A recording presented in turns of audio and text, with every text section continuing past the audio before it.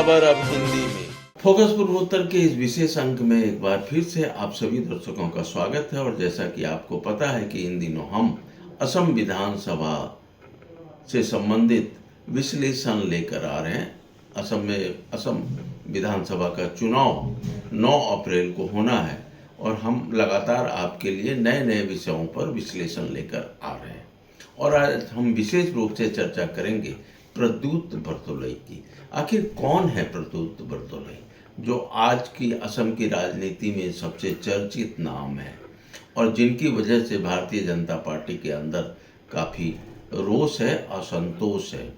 और प्रद्युत बरदोलई आखिर कौन है जिन्होंने सुबह में कांग्रेस से इस्तीफा दिया और शाम में भारतीय जनता पार्टी में शामिल हो गए और उन्हें दिसपुर जैसी प्रतिष्ठित विधानसभा क्षेत्र से भाजपा उम्मीदवार चुना गया।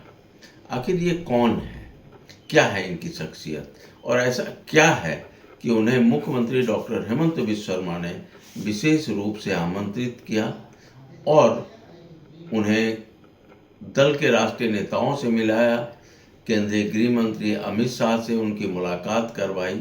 तो ऐसी क्या शख्सियत है और क्या उसका फायदा भारतीय जनता पार्टी को मिलेगा, इन सारी चीज़ों पर आज हम चर्चा कर रहे हैं और आपके लिए जानकारी लेकर आ रहे हैं। प्रद्युत बरदोलई का कांग्रेस से भाजपा में जाना वह इस बात का संकेत है कि कांग्रेस के अंदर कुछ ना कुछ तो गड़बड़ी है। ऐसी क्या वजह है कि जो पार्टी के नेता हैं, जो पुराने नेता हैं, और प्रद्युत बरदोलई कोई आज से कांग्रेसी नहीं है। अपनी युवा अवस्था से वो यूथ कांग्रेस में थे, यूथ कांग्रेस में काफ़ी सक्रिय थे वो। उसके बाद वो मारघेटा विधानसभा चुनाव में जब भी लड़े और उसके बाद वो तरुण गोगोई के सरकार में 2001 से 2015 तक महत्वपूर्ण पदों पर रहे, मंत्री रहे। उद्योग, वाणिज्य, ऊर्जा, सार्वजनिक उपक्रम जैसे विभाग उनको दिए गए थे। उसके पहले एक बार वो गृह राज्य मंत्री भी थे असम में। और उनकी जो प्रशासनिक क्षमता है वो ज़बरदस्त है और वो प्रशासनिक व्यवस्था जो है, उनकी जो प्रशासन चलाने की जो उनकी अपनी शैली है, और शायद इसीलिए तरुण गोगोई ने उनको ज़्यादा महत्व दिया और हमेशा फ्रंट पर रखा। जहाँ तक उनकी राजनीतिक सफर का सवाल है, उन्होंने NSUI के असम इकाई के अध्यक्ष भी रहे। इससे स्पष्ट है कि वो जमीनी स्तर से उभर कर शीर्ष नेतृत्व तक पहुँचे। और इसके साथ ही उन्होंने मारघेटा के बाद उन्होंने नगांव को चुना और 2019 में नगांव लोकसभा सीट से वे कांग्रेस के सांसद बने। फिर 2024 में भी वो नगांव सीट से चुनाव लड़े और सांसद हुए। इससे स्पष्ट पता चलता है कि वह कोई ऐसे वैसे तो नेता नहीं है। कुछ ना कुछ उनके संगठन की क्षमता है उनके अंदर और कुछ ना कुछ वो उनकी अपनी एक रणनीति है लोगों को लेकर चलने की। इतना ही नहीं, वो स्पष्ट बोलते हैं, उनकी अपनी एक अलग कार्यशैली है।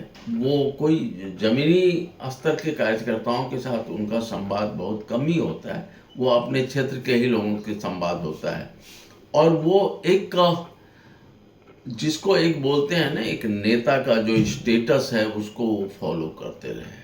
वो सारे लोगों के साथ बहुत सहज और सामान्य होने में उनको देर ही लगती है, लेकिन वो स्पष्ट बोलते हैं, टू द पॉइंट बात करते हैं और वह खुलकर बोलना चाहते हैं। शायद यही वजह है कि गौरव गोगोई के प्रदेश कांग्रेस के अध्यक्ष होने के बाद वह अपने आप को असहज महसूस कर रहे थे।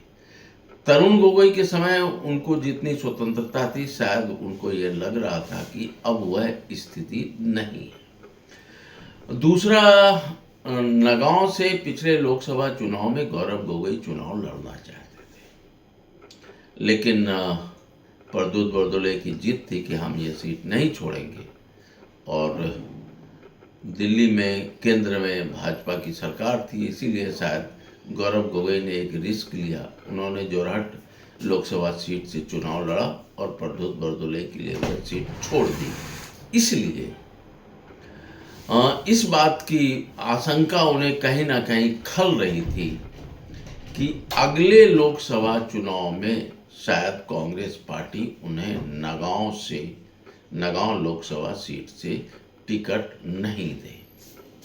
हालांकि कांग्रेस ने उनके बेटे प्रतीक बरदोलई को मारघेटा से अपना उम्मीदवार बनाया था। अब कांग्रेस के लोग तो ये कहते हैं कि कांग्रेस ने कितना उनको दिया, उनको मारघेटा से विधायक बनाया, नगांव से उनको सांसद बनाया, तरुण गोगोई के मिनिस्ट्री में वो रहे, लगातार रहे। उसके बाद उनके पुत्र को भी कांग्रेस ने मारघेटा सीट से विधायक के लिए उम्मीदवार बनाया। उसके बाद भी वो संतोष आखिर को चाहते हैं, लेकिन कहीं ना कहीं प्रद्युत बरदोलई को इस बात की आशंका थी कि अगले लोकसभा चुनाव में उनको नगांव लोकसभा सीट से शायद टिकट नहीं मिले। और असम में भारतीय जनता पार्टी की सरकार है, ये उनकी अपनी अवधारणा है कि असम में फिर से भारतीय जनता पार्टी की सरकार बनेगी। ऐसे में यह उनके लिए सबसे अच्छा मौका था कि भाजपा में शामिल हो जाना। अच्छा, डॉक्टर हेमंत बिस्वा शर्मा के पास भी एक पॉइंट था आला कमान को यह समझाने के लिए कि उन्होंने कांग्रेस के एक सीटिंग सांसद को भारतीय जनता पार्टी में शामिल करने के लिए राजी कर लिया है। तो प्रद्युत बरदोलई का अपना राजनीतिक भविष्य सेट हो गया।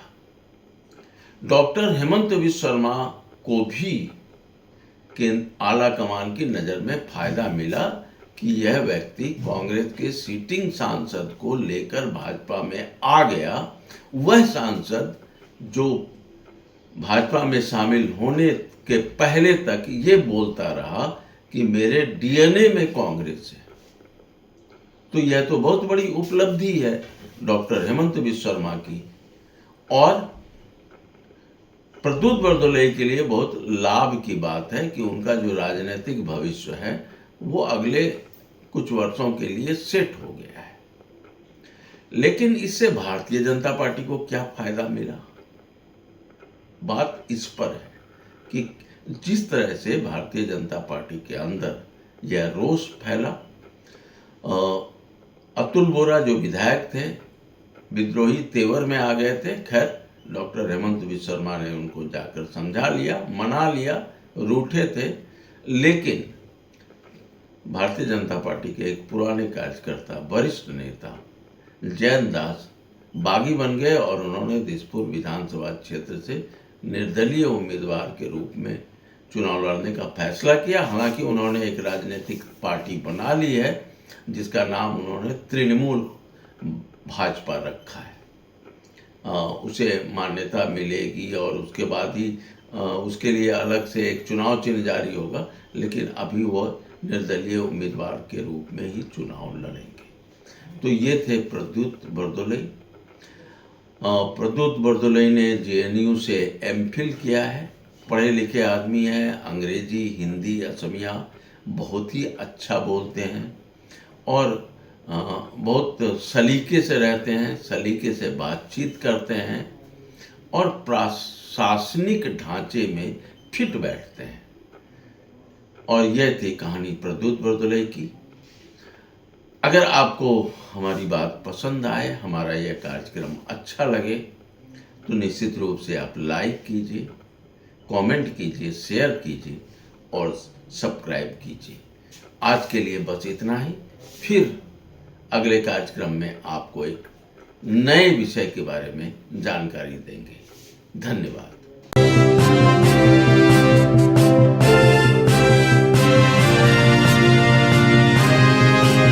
पूर्वोत्तर की खबर अब हिंदी